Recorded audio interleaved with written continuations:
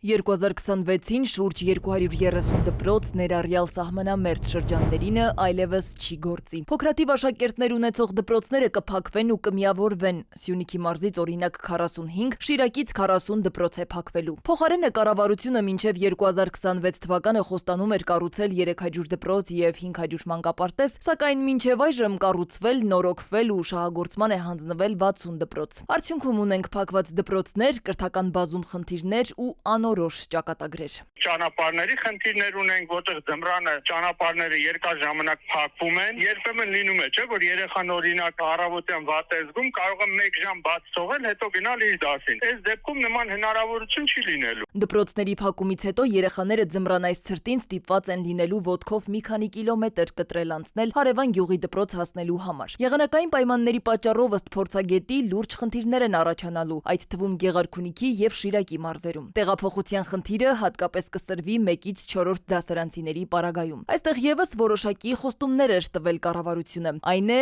կապահովեն դպրոցականների տեղաշարժը մեքենաներով։ Փակվող կամ միավորվող դպրոցների համար նախատեսում են հաստիկներ, ուղեկցողի եւ վարորդի։ Այդ կոնկրետ այս պայդրությամբ անհասկանալի է դրա ֆինանսական բաղադրիչ, ինչպես են ապահովելու։ Արդյոք կարող է, եթե օրինակ դպրոցը ունենա միկրոավտոբուս, հասցնի 3-4 համայնքներից երեխաներին հավաքագրի եւ ճիշտ ժամանակին, օրինակ 9:00-ին հասցնի դպրոց։ Մենք կոմունիկացիոն ցանցի խնդիրներ ունենք։ Մյուս դեպքում խնդիր է առաջանում նաեւ ուսուցիչների համար, կլինեն տնօրենների, ուսուցիչների, հաշվապահների եւ այլ հաստիկների կրճատումներ։ Այդ աշխատատեղերը կպակասեն եւ մարդիկ հակված կլինեն գնալ այն գյուղերը, որոնցում դպրոց կա։ Ու այսպես ինքնաբերաբար մարդիկ կսկսեն մտածել հեռանալու մասին։ Դպրոցները մեր հատկապես բարձր լեռնային սահմանամերձ բնակավայրերում ունեն համայնքաստեղծ նշանակություն։ Դրա հիման վրա կազմավորվում է հենց այդ համայնքը։ Եթե մենք դպրոցը հանում ենք համայնքից, ըստ էության մենք դատապարտում ենք գյուղին ուղղակի դատարկվելու։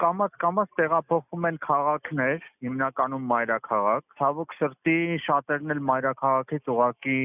դուրս են գնում, երկիրն են լքում։ Եթե գյուղում երեխա չլինի, համայնքը ինչպես կապրի, ահազանգում են կրթության ոլորտի փորձագետները։ Փակման գործընթացը ըստ մասնագետների կարող է ունենալ շղթայական հետևանք, ու դրանք կզգացվեն ոչ միայն կրթական համակարգում, այլև սոցիալ-տնտեսական ոլորտներում, վտանգելով համայնքների կենսունակությունը։